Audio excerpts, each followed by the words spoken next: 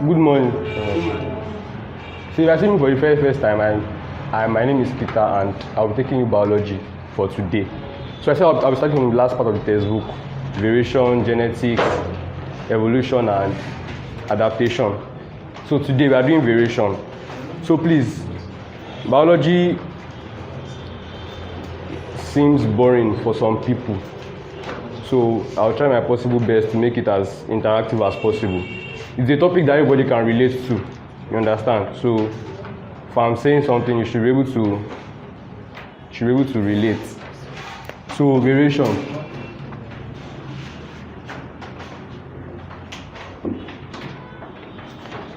So we'll talk about the definition,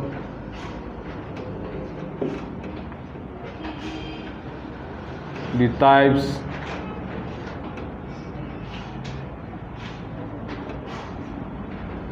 the gradations, the causes, and the applications. So for today, we'll discuss what variation is, the types of variations we have, the gradations, the causes of variation, what causes variation, and then the applications. In what area of our life, in what aspects of our life do we see variation? Understand? And you know most of it, but you might not know it is being associated with variation. You understand? So let's start with the definition quickly. So variation is the morphological and physiological differences. Variation is the morphological and physiological differences that exist between the species, of an organism,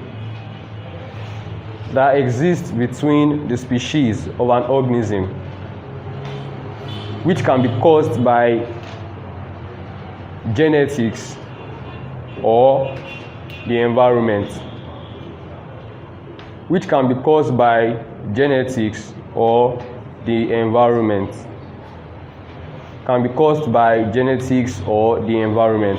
So from what I just defined now, I said variation is what?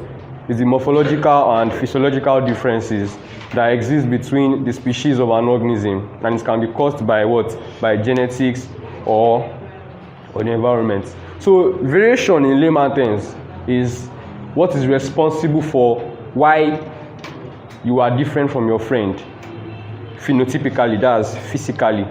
Why you are dark and your friend is fair, why you are tall and your friend is short, why your friend's hair color is brown and your hair color is black, why your friend's eye color is blue and your eye color is brown. So those differences can be accounted to what? To variation. So the morphological and physiological differences we have between species, we are the same species, right? We are both humans, but we are not looking the same way. And why? It is variation. So the variation in human beings can be caused by what? From the definition, genetics and the environment. So let's just say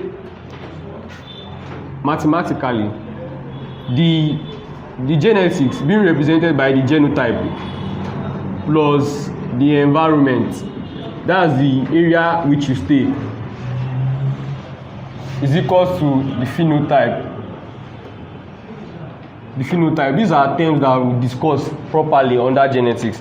The phenotype is your physical appearance, like how you look like.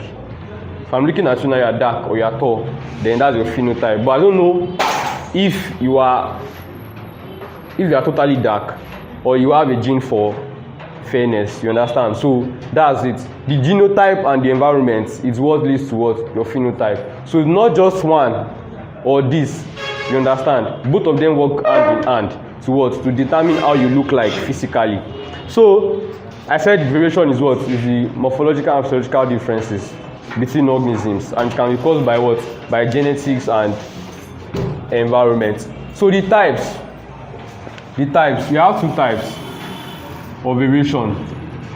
From what I explained in the definition, we have two types, and they are the morphological variation and the physiological variation. So morphological is talking about the forms and structures. The physiological talks about the functions. So for morphological variation, this is the part, or this is the aspect or the type of variation that talks about how you look like, talks about your physical form, your physical structures. Okay, why you are fair. If you are fair, I can see clearly you are fair, right? If you are dark, I can see clearly that you are dark. If you are tall or short, I can see clearly. So morphological variation talks about that part. You understand? Then physiological variation talks about your function. Your function can only be determined if you do it.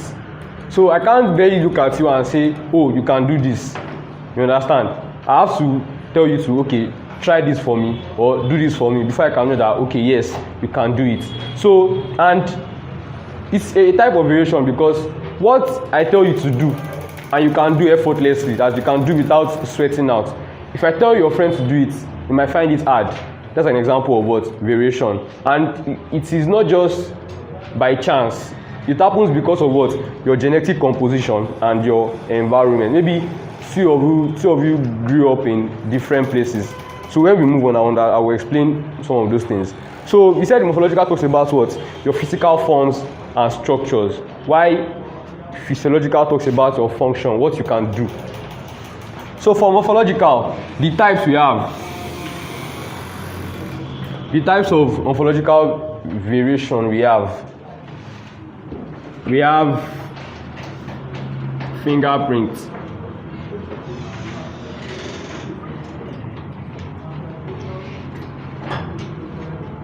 eye color,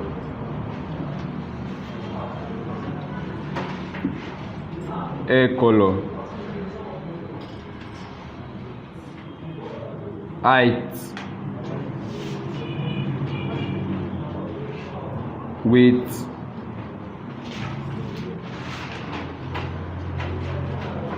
complexion. Who can give me another type?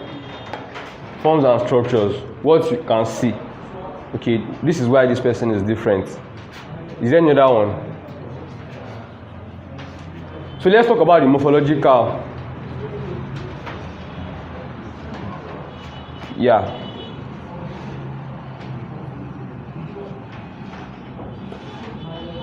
Ear lobe. Yes, anything? Yeah? Oh, no, that's not part of this. It's under that. So for the morphological, let's discuss each of them. So you see the reason why they are morphological. From the first one, fingerprints. You know we all have different fingerprints. At least at your level, you have done some thumb printing before. You understand? And you are quite aware that someone else can thumb print for you.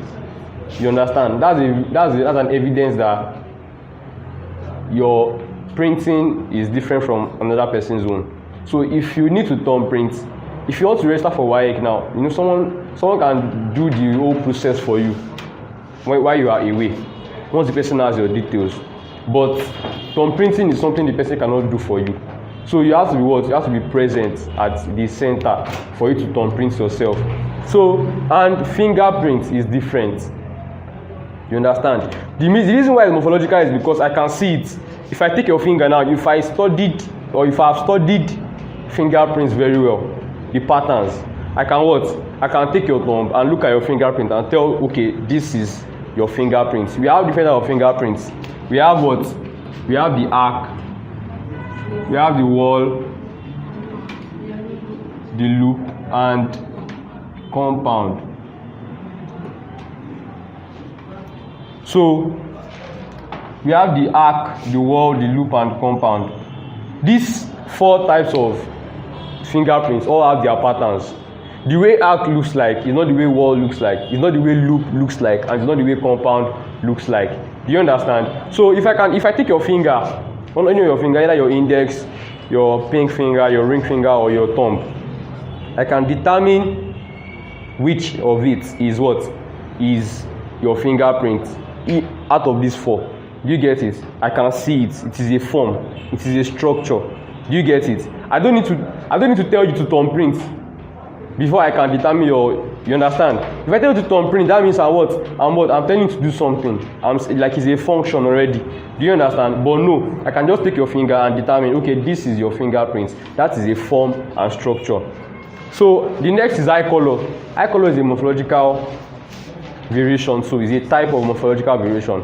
I can look at your eyes and tell you are black-eyed, or you are brown-eyed, or you are blue-eyed. I can see it. You don't need to tell me. I don't need to tell you to do something before I know that this is the color of your eye. Hair color too is a type of morphological variation. People have different hair colors. Some are very dark from birth. Some are not that dark. Some are totally brown from birth, and some are white from birth, depending on your genetic mix. You understand? Your gene mix. So hair color is another thing that I can see. I don't need to tell you to do anything. You understand? Mainly looking at you, I can tell that this is your hair color. So it is a form I can see, a physical structure. Height is another type of morphological variation.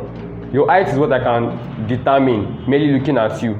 I don't even need to, not talking about your specific measurements now, just to determine if you are averagely tall, you are very tall, or you are short. You understand? It's a thing I can see physically. I don't need to tell you to do something before I can determine your height. You understand? I can only tell you to stand on a scale or to stand behind a ruler for me to determine what measurement. You understand? It's your height. But I can just look at you and say, okay, this guy is tall. Okay, this guy is not that tall. You understand? So that's a type of morphological variation. Weight also is a type of morphological variation. I can look at you and say, okay, you are obese, okay, you are slim, okay, you are thin or something. So any of the types we have is morphological. I can see it. Complexion too is a type of morphological variation. I can look at you and tell you if you are dark or fair. I can tell you if you are not that dark or chocolate, as people say it. Then yellow, as how will I put it now? People don't really notice yellow, but it is a type of morphological variation too. We don't all have the same earlobe. You understand? I have some guys in my secondary school then. They are big, but they have very, very small ears. And there are some that they are small, and their earlobe is very, very big. So earlobes are different. This here is part of it. You can just put that as your leg size. You understand? You don't have the same leg size. All those things can account for height too. But most times it's not always the same. Sometimes you can be tall but have a small leg. Sometimes you can be short but you have a fat leg. So anything you can see majorly, you understand, is what can be classified under morphological. So let's move to the second type, physiological variation. Please hope you understand that. Yes, sir. The physiological, we have tongue rolling.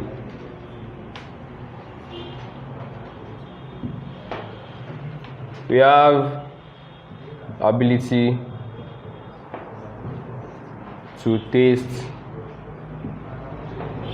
phenylthiocarbamide.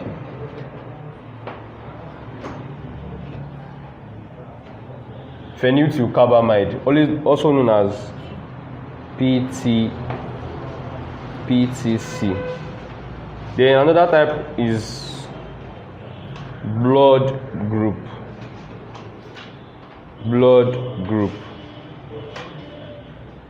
Then the last one is, not many people include it, but it's also part. So physiological variation, I said the physiological variation determines or depends on function. You have to do something, you have to exhibit yourself before I can determine that you are this or you are this. You understand? So let's start with the first one, tongue rolling. Tongue rolling is a type of physiological variation. I have to tell you to do it before I can say, okay, yes, you can do it. I can't just look at you and say, you are a tongue roller, or you can roll your tongue. You understand? If I tell you guys to practice it now, some of you might find it hard to do it, while some of you will do it effortlessly. So it's a type of what? Physiological variation. The next one is what? Ability to taste phenylthiocarbamide, also known as PTC. So ability to taste PTC is what we call another type of physiological variation. It's a type of chemical, and not everybody can taste it. If you can't taste it, if I drop or if I put a drop on your tongue, it will be tasteless. So once you don't taste anything, then you don't have that ability. But if you taste something, maybe sour or bitter, then you have the ability to taste. Now, can I look at you and determine if you can do that? No. I have to take it to the lab, right? Then I drop the chemical on your tongue. So if you tell me that you are tasting something, then I can determine that, okay, yes, you can taste that. So it's a what? It's a physiological, it's a variation, you understand? I can do it, you can't do it. I can't do it, or you can do it. You understand? We can do it, but they can't do it. You understand? So people are different, and that's what accounts for their differences. So the next one is blood group. Blood group too is a function type of variation. You understand? I can't just look at you and tell your blood group. You understand? If I say your blood group AB, are you AB? We have different types of blood group. We have the A, the B, the AB, and the O. These are the major types we have. There are some other variations of blood groups common between special people, but these are the most regular ones you see. So if I want to determine your blood group, what do? I take you to the lab and run a test on you. You understand? I run a test. If you have been in a situation, or your family member has been in a situation where you have to donate blood, you understand? What do the doctor do first? Takes you to the lab. Then at the lab, they handle your what? They extract your blood, or they collect your blood, and what? And run a test on it. Determines what? Your compatibility. So if you're not compatible, what do they tell you? You can't donate blood to this person. You have to look for somebody else. You have seen cases whereby mother, maybe a single mother now, the father is dead or something, and the mother does not have the same blood group as the child she gave birth to, and the child is in serious condition, in need of a blood donor. You know what? They have to what? Either get blood from the blood bank or get a donor from the extended family. So there has to be compatibility before they donate. So it's an example of physiological variation. You can't be between A and B. You understand? You have to be A or B or AB or O. You understand? I have to. Then the last one, intelligence. Intelligence is a quality that exists in different stages in people. We are not all that, like, we are not intelligent at the same level. Some are sharper than others, while some are slower in learning than others. You understand? It's a reality that everybody has to admit. You understand? But your hard work can help you. Your hard work can assist you in covering the gap between you and a naturally intelligent person. There's a saying that says hard work beats talent if talent does not work hard. So your intelligence is not something I can tell. You understand? I can't tell your intelligence merely looking at you. I have to put you through a test. You understand? It's a function. You understand? And the variation there means what? You are not as intelligent as me, or I'm not as what? As intelligent as you. You understand? So that's an example. So those are the major ones we talk about under morphological and physiological variation. So please, you understand everything I just explained. So I want to rub the board. So the next one is gradation.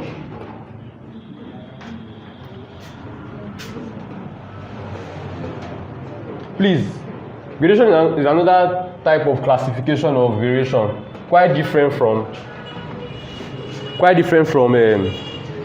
the types. So we have two types of, or two grades for variation. One is the continuous variation.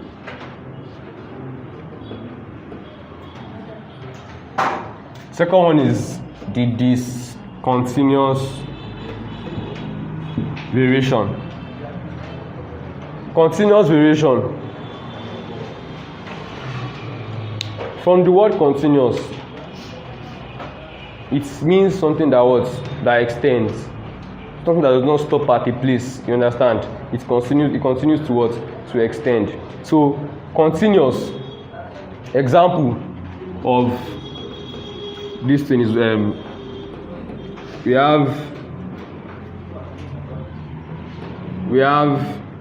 height, we have weight, we have complexion,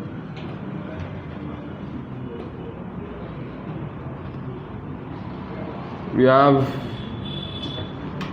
hair or eye color. There are some other examples, but let's just stick with this. So let me explain what it means by being continuous. We are not all having the same height in this class, right? Some are tall, some are short, some are in between. You understand? We can always grade them.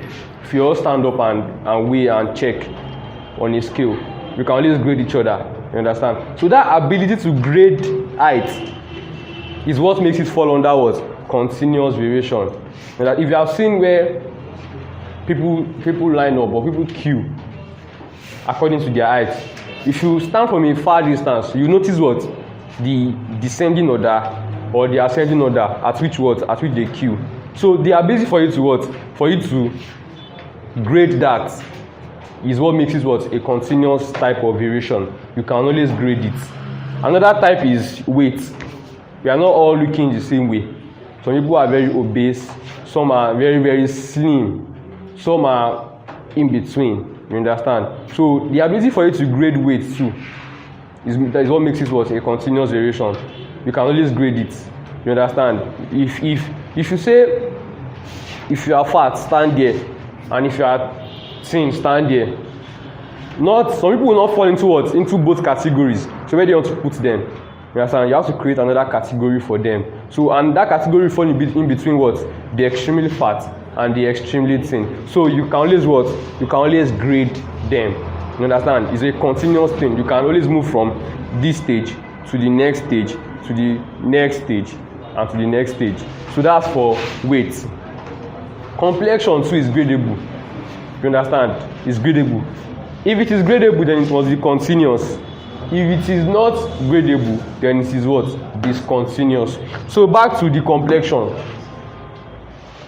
Some are very dark. They are dark skinned. Some are light skinned. And some fall in between both categories. They are not that dark. They are not also that light. So the ability for you to grade that quality in a human being is what makes it what? Continuous.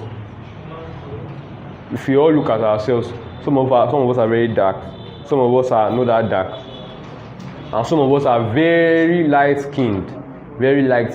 So the differences in our complexion makes us different, and you understand, you can always classify it under what? The continuous variation. Then the last one, hair or eye color. We don't have the same hair color. Even if we are all looking like we have dark hairs in this class, some are still kind of darker than some. You understand? It's a type of variation. If you try to examine, you try to look at the hair very closely, you can grade it. Okay, your hair is darker than this, you stand here. But you are still better than this, you stand here. But you are still better than this, you stand here. So when you grade the hair color, you understand, you are trying to create a system of what? Of gradation. And you can only do that with what? With a continuous type of variation.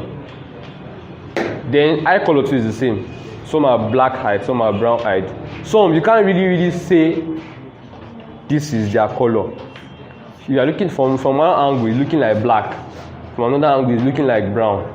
You understand? You can't really tell. So they are also under one category that doesn't have a distinct name. You understand? You can't call them black-eyed, you can't call them brown-eyed. So that, but you can always grade them actually.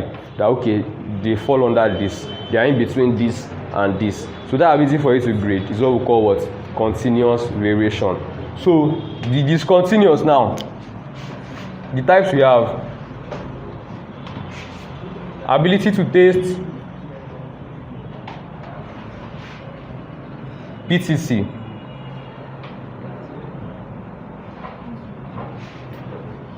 Blood group,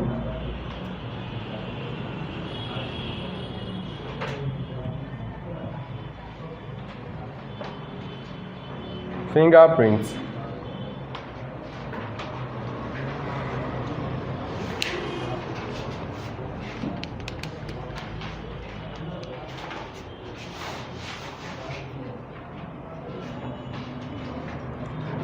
what other one can we talk about for discontinuous? Tongue rolling,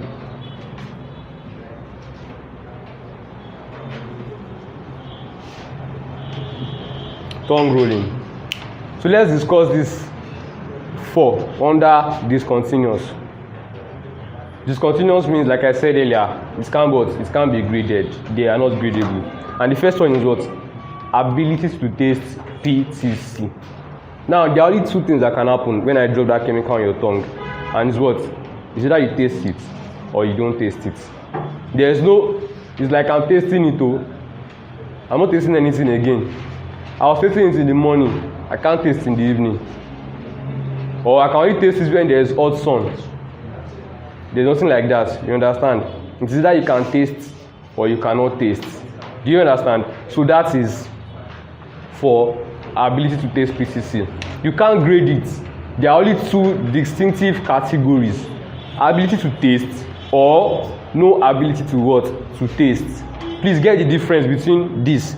Height now, I can, if some people are tall and some people are short, some people are not that tall and they're not still short, you understand? I can still always grade them in a category, but I can't do that for what? For ability to taste, PTC. You are either tasting or you are not tasting. The second one is also what? Blood group. I listed the blood groups before I rubbed it off, right? You are either A, B, AB or O. If you do your tests in the hospital, doctor cannot give you a report and say A with a touch of B or B with a touch of O. You are either what? A, B, AB or O. So advanced now, under A you can be having either what? AA or AO. Under B you can have what? BB or BO. You understand? These are two different types of A. It's still A, but talking about expressing it more clearly. You understand? Some are double A, some are AO, some are double B, and some are BO. Then the last two is what? AB and O. So please, the difference, you are either falling into one category or the other. You can't be what? In between. Please, do you understand? The third one, fingerprints. I listed them before. If I take your print on a paper, you are either on the arc category, the wall category, the loop category, or the compound category, depending on what? Depending on your print. Do you understand? So I can't collect your print and say, okay, this is your thumb. Just like a sketch, I can't really get, this is your thumb. like this part.